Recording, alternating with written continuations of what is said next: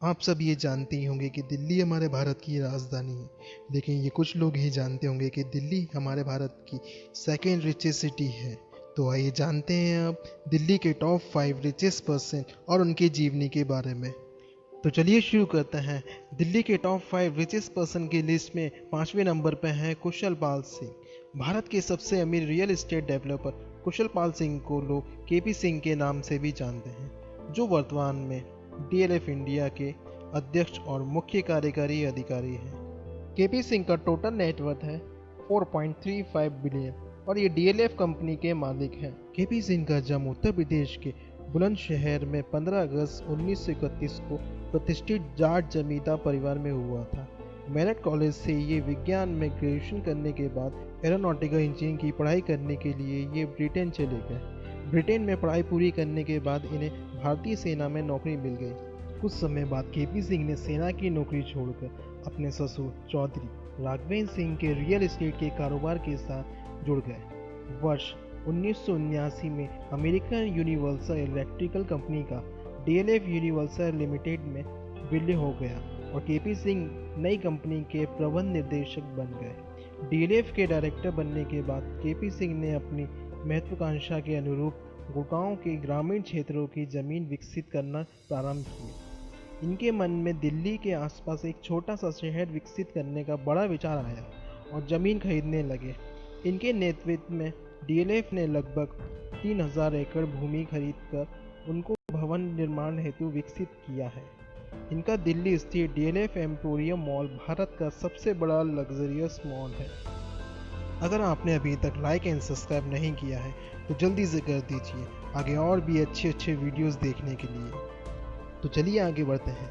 दिल्ली की चौथे सबसे अमीर व्यक्ति हैं सावित्री जिंदल। फोर्ब्स की लिस्ट में भारत के 100 सबसे अमीर लोगों की सूची में सबसे अमीर महिला हैं। 36 वर्षों तक जिस महिला को उसका शहर नहीं जानता था, आज वो दुनिया के सबसे अमीरों में से एक है। सावित्री जिंदल का नेटवर्थ है 5.8 बिलियन डॉलर और ये ओपी जिंदल कंपनी की मालिक है। 36 साल तक घर की चार दीवारी में रहने वाली सावित्री जिंदल ने वर्ष 2005 में पति ओपी सिंह की मौत के बाद जिंदल ग्रुप की जिम्मेदारी संभाली। 2008 में फोर्ब्स की लिस्ट में जब उन्हें भारत की सबसे धनी महिला बताया तो दुनिया में वो एक उद्योगपति बनकर उभरी। ओपी जिंदल ग्रुप स्टील और बिजली उत्पादन करता है। सावित्री जिंदल ने सिर्फ जिंदल ग्रुप की कमानी नहीं संभाली बल्कि पति के राजनीतिक विरासत को भी आगे बढ़ाया। 2006 में खिला हुई सीट पर उपचुनाव में मैदान में उतरी। जनता ने भी एक तरफा वोट देकर उन्हें विधायक के बाद मंत्री भी बना दिया। तो चलिए आगे बढ़ते हैं और देखते हैं कौन है दिल्ली के तीसरे सबसे अमीर आदमी। दिल्ली के तीसरे सबसे अमीर आदमियों की सूची में नंबर आता है सुनील मित्तल का। सुनील भारती मित्तल एक भारतीय उद्योगपति, समाज सेवी और भारत के सबसे बड़े टेलीकॉम कंपनी एयरटेल के मालिक हैं। सुनील मित्तल का जन्म पंजाब के लुधियाना जिले में 1957 को हुआ था। उनके पिता सतपाल मित्तल एक राजनेता थे और 2 बार लोकसभा से 1 बार राज्यसभा से सांसद रह चुके थे। सुनील मित्तल का टोटल नेटवर्थ है 7.6 बिलियन डॉलर और ये एयरटेल कंपनी के मालिक हैं।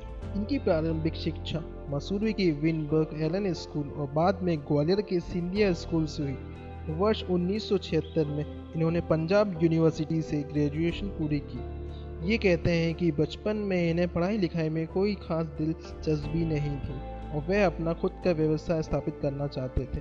इन्होंने महज 18 साल की उम्र में अपना कारोबार शुरू कर दिया। इन्होंने अपने दोस्तों के साथ मिलकर एक छोटा सा साइकिल व्यवसाय मात्र 20,000 रुपये में शुरू किया और सबसे पहले ब्रजमोहन मुजाल की हीरो साइकिल कंपनी के लिए साइकिल पार्ट्स बनाना शुरू किए। फिर बाद में इन्होंने अपने साइकिल के धंधे को बेच दिया और मुंबई चले गए।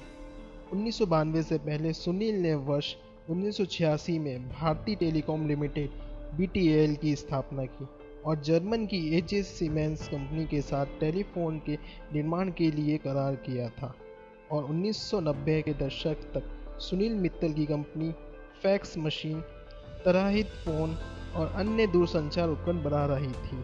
1995 में सुनील मित्तल ने सेलुलर सेवाओं की पेशकश के लिए भारतीय सेलुलर लिमिटेड BCL की स्थापना की और एयरटेल ब्रांड के तहत कार्य शुरू किया।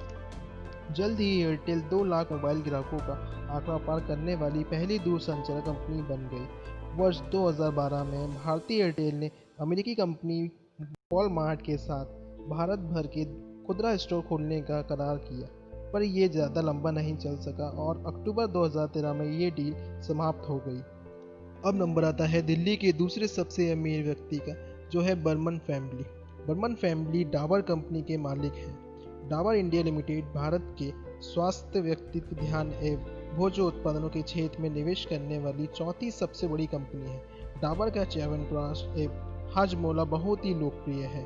1884 में बर्मन परिवार ने जब एक छोटी आयुर्वेदिक दवा कंपनी के रूप में शुरुआत की, तो 125 साल बाद ये नंबर 1 कंपनी बन जाएगी, किसी ने सोचा नहीं। आज वे देश का हर्बल और नेचुरल प्रोडक्ट्स की सबसे बड़ी पेशेवर कंपनी बन गई है। डाबर इंडिया के 250 से अधिक उत्पादों की बाजार में त्रुटि बोल रही है। दवाइयों से लेकर फूड तक में हर जगह डाबर मौजूद दिखता है। डाबर के उत्पादन पूरी दुनिया के 60 से अधिक देशों में उपलब्ध है। सिर्फ विदेश में ही इसका कारोबार 500 करोड़ रुपए का है। तो अब नंबर आता है दिल्ली के सबसे अमीर व्यक्ति का, जो है शिव नाडार। शिव नाडार का टोटल नेटवर्थ है 14.4 बिलियन और ये HCL कंपनी के मालिक हैं। शिव नाडार ने वर्ष 1967 में पुणे स्थित कूपर इंजीनियरिंग कॉलेज से अपने करियर की शुरुआत की, लेकिन वे इससे संतुष्ट नहीं थे, क्योंकि वो अपना व्यवसाय शुरू करने की ख्वाहिश रखते थे। वर्ष 1976 में 6 युवा इंजीनियरों के साथ उन्होंने माइक्रोकॉप लिमिटेड नामक एक कंपनी बनाई, जो टेली डिजिटल कैलकुलेटर बेचने का काम करने लगी। इसके बाद उन्होंने हिंदुस्तान कंप्यूटर लिमिटेड HCL नामक कंप्यूटर बनाने वाली कंपनी बनाई और वर्ष 1982 में अपने पहले PC के साथ HCL बाजार में उतरा।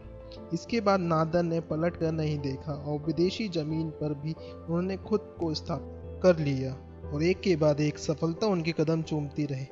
जल्दी ही नादर ने अपने व्यवसाय में 5 कंपनियां HCL technologies, HCL कॉमनेट, HCL Infosystems, HCL Perot और NIIT सम्मानित कर दी। नादर ने खुद को समाज सेवी से भी जोड़ लिया और शिव नादर फाउंडेशन की स्थापना की। इसके बाद उन्होंने यूपी के ग्रेटर नोएडा में शिव नादर यूनिवर्सिटी की नींव रखी, जहां अंडर ग्रेजुएट, पोस्ट ग्रेजुएट और प्रोफेशनल डिग्री की शिक्षा दी जाती है। तो ये थे दिल्ली के सबसे अमीर व्यक्ति। आशा करता हूँ कि आपको ये वीडियो अच्छा लगा होगा।